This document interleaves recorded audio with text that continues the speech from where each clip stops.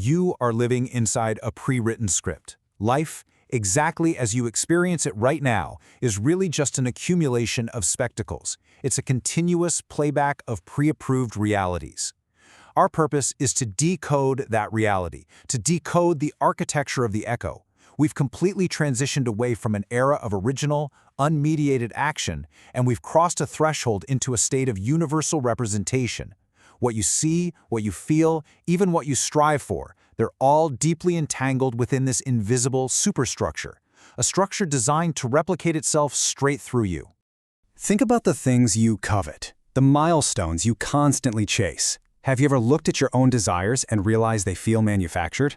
Like some low-quality export shipped directly from a digital warehouse right into your subconscious? It's an unsettling truth to let anchor itself in your mind. Those deeply personal thoughts you hold, they aren't entirely your own anymore. They are the echoes of a universal representation, just reverberating off the walls of a cage you can't even see. That invisible cage relies entirely on a mechanism known as terrifying repetition. And make no mistake, this isn't a glitch. This is the system functioning exactly as intended. It operates by replacing the old negativity of strict prohibition with a suffocating excess of positivity. Just look at the toxic productivity defining modern life, that crushing, relentless pressure to constantly live your best life, to optimize absolutely every waking second for maximum output.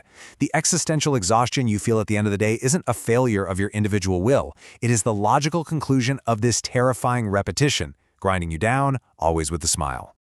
The path laying out this toxic productivity was actually paved long before you were even born. It was constructed through your habitus. The sociologist Pierre Bourdieu defined this as deeply ingrained habits and ways of thinking, formed through passive synthesis. It functions as a social instinct, a feel for the game operating entirely automatically in the background of your mind. You've been molded by the passive synthesis of habit, much like a seasoned athlete who knows exactly where a ball will land without ever needing to calculate the physics. It guides your actions without a single conscious thought. It's what makes profound social inequality and systemic control seem like an inescapable natural law. This molding process doesn't just happen in a vacuum. It's geographically precise. Michel Foucault warned us that the modern subject is produced through subtle, pervasive disciplinary techniques embedded in physical environments. Think about the rigid bells in schools dictating exactly when you can speak, the assembly lines in factories dictating how you must move, the clinical observations in hospitals dictating what is considered normal. The ultimate goal of all these intersecting architectures is to systematically train the modern subject to become a docile body, a body that is conditioned, highly adaptable, and perpetually controllable. Tragically, even the identity inside you that desperately wants to escape is a product of this very script. To grasp just how deep that conditioning goes, we have to recognize a profound societal mutation that's occurred right beneath our feet. Historically, humanity existed in a world of being, where a person's value was intrinsic to their existence. Over time, industrialization pushed us into a world of having, where value became permanently tied to material accumulation. But now, we have ultimately collapsed into pure appearance. Living has been entirely replaced by the mere projection of living. The image has consumed the essence of the real. The French theorist Guy Debord identified this late-stage architecture as the society of the spectacle. Reality is fully replaced by a constant, inescapable visual mediation. And the spectacle isn't just a collection of flashing images on a billboard or a screen. It's an actual social relation between people that is mediated by images. Your connections, your status, your understanding of others, they are all filtered through a lens. You are experiencing this exact mediation right now. Within this framework, the true is merely a moment of the false, just a brief illusion of authenticity floating in a vast sea of fabrication. The characteristics of this modern condition are absolute, and frankly, they are devastating. Herbert Marcuse warned of the creation of the one-dimensional man. Critical thinking is systematically eroded and replaced by the warm comfort of conformity. The system actively demands passive consumption over active reflection. But the most dangerous element of all is our total surrender to happy consciousness. This is the illusion that the system actually delivers the goods. It induces a permanent state of euphoria in unhappiness.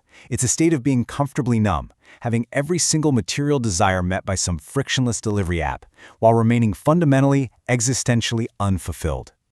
The system maintains this iron grip not through overt censorship, but through repressive desublimation. It neutralizes your very power to protest by liberating your sexual and creative energies exclusively in socially constructive, highly marketable forms. Genuine rebellion is effortlessly transformed into a graphic tee you can purchase online. Radical, dangerous thought is reduced to a monetized algorithm on a video platform. By commodifying human energy and raw, untamed desires, the system surgically removes any genuine capacity for actual rebellion against the architecture itself. Stop for a second. Look at your screen.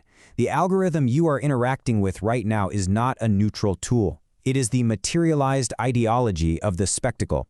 It actively traps you in a perfectly calibrated ideological echo chamber that magnifies division, accelerates outrage, and entirely shuts down genuine dialogue. It just feeds you a mirror image of your own manufactured desires. Through this glowing rectangle, the algorithm is injecting false needs directly into your psyche. These are desires instilled by the system, not for your human fulfillment, but to perpetually fuel the machinery of infinite production. But when you start to probe the fracture points of this echo chamber, the grand illusion shatters. That fleeting dopamine hit of a package arriving at your door instantly evaporates, and the crushing realization of the cage sets in. A simple purchase suddenly feels like a punishment. It becomes an undeniable acknowledgement of your own complicity in the loop. The methodology of this control has evolved significantly to keep you engaged. A fundamental fracture divides the historical epochs of power. We no longer live in Foucault's disciplinary world governed by the negative command may not. Instead, we've shifted seamlessly to an achievement society brilliantly described by the philosopher Byung-Chul Han. A society governed entirely by the positive modal verb can. The obedient subject who used to be restrained by prohibition and walls has been replaced by an achievement subject, a subject violently burdened by the limitless potential of you can do anything. And this potential paradoxically becomes a paralyzing prison of obligation. This limitless potential is the ultimate mechanism of capture. The mandate of the unlimited forces the individual to become an entrepreneur of themselves, and this leads directly to auto-exploitation. This is an incredibly efficient form of subjugation because it's accompanied by a delusory feeling of absolute freedom. You genuinely believe you are building your own brand, hustling for your own future, but you are merely acting as your own tyrant. The exploiter is simultaneously the exploited. Perpetrator and victim can no longer be distinguished. They share the exact same face. The psychological residue left behind by this self-inflicted warfare is the terror of imminence. Modern burnout isn't a biological failure. It isn't a temporary lapse in your energy. It is your ego violently overheating from an inescapable saturation of the same. Think of the infinite scroll of identical digital trends, the unending exhaustion of constant self-optimization. It's a massive flood of identical data points, drowning out any possibility of encountering something genuinely different or genuinely outside of the system. This total saturation of the same drives the modern worker directly into what is known as the dead wall. As Hannah Arendt's concept is modernized, the late modern animal laborance is becoming an undead entity. You become too alive to die and too dead to live. It is a tragic final state of being. You wake up, you produce, you consume, you sleep, and you repeat. You are trapped in an unending loop of production completely devoid of intrinsic meaning. You become a ghost haunting your own meticulously scheduled calendar. The architecture of this endless loop is deeply grounded in Friedrich Nietzsche's dark prophecy of the eternal return of the same. We currently exist in a state of radical nihilism. It's a cultural vacuum where the highest values have simply devalued themselves. The descent from this point takes two distinct forms. While a few choose to rebel, the vast majority surrender to passive nihilism. They don't face the void with dramatic despair. Instead, they seek out a comfortable, numbing existence. It's a pathetic ideal of happiness achieved through a will to nothingness. They prefer to will the void rather than not will at all, becoming what Nietzsche called the last men, docile creatures who blink at the stars and do nothing but work. The philosophical remedy to this suffocating condition requires a violent disruption of the timeline. The philosopher Gilles Deleuze stated that repetition is inherently transgressive. But we have to make a clear distinction here. To escape the generality of the script, we absolutely cannot succumb to the toxic, terrifying repetition of the achievement society. Instead, one must engage in a repetition for itself. This is a conscious, deliberate act, one that weaponizes repetition to break the mold rather than enforce it. Escaping the script absolutely demands what is called the dice throw. This is a risky, highly creative, and experimental act with a genuinely unknown outcome. Yes, every action is tangled with multiple historical precursors, but the act retains its freedom through counter-actualization. Practically speaking, this means acting in a way that breaks the historical chain of cause and effect. It is a firm refusal to let past traumas or systemic conditioning dictate your present moment. You must deploy the dice throw to break this cyclical loop and shatter the manufactured image of thought that has completely colonized your mind. Soren Kierkegaard actually defined the exact mechanics of this profound escape. The distinction he draws is absolute. Recollection is a backward motion. It's a nostalgic retreat into a past that is safe and finalized. Genuine repetition, however, is recollected forward. Achieving this requires a transcendental movement, a daring leap into the unknown, to step outside the flat immanence of the system. You are not repeating what was, you are thrusting the essence of your being into what could be. It is the absolute paradox, the exact moment the human spirit defies the cold logic of the machine. But that leap forward requires a very specific kind of grounding. It's not enough to simply repeat the same gait. That's merely accelerated walking down the exact same predetermined corridor. To truly own your thoughts, you must first embrace the inspiration of tiredness. This isn't a weakness, it is a profound negative potency. In a society that violently demands, "Yes, I can," this tiredness allows the subject to definitively say no to the relentless, intrusive stimuli of the achievement society. This profound negative rest stops the acceleration dead in its tracks. It is the ultimate rebellion of standing entirely still. You have to understand that the current era, this suffocating echo chamber of algorithms and auto-exploitation, is not destiny.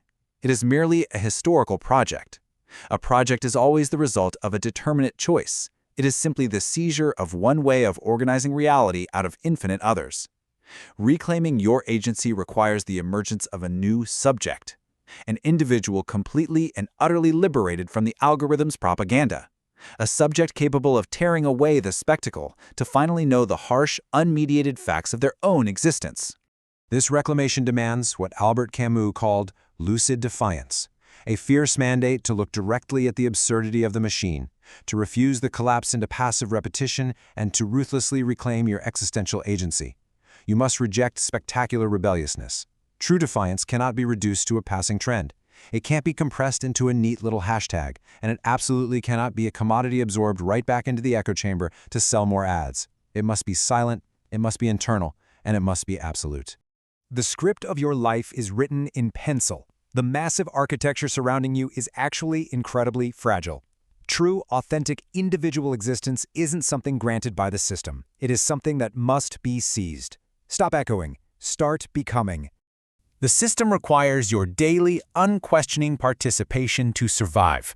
The choice regarding your own systemic subjugation is entirely yours to make in every single waking second. Will you remain a docile body, forever managed by the spectacle, or is it time for the dice grow?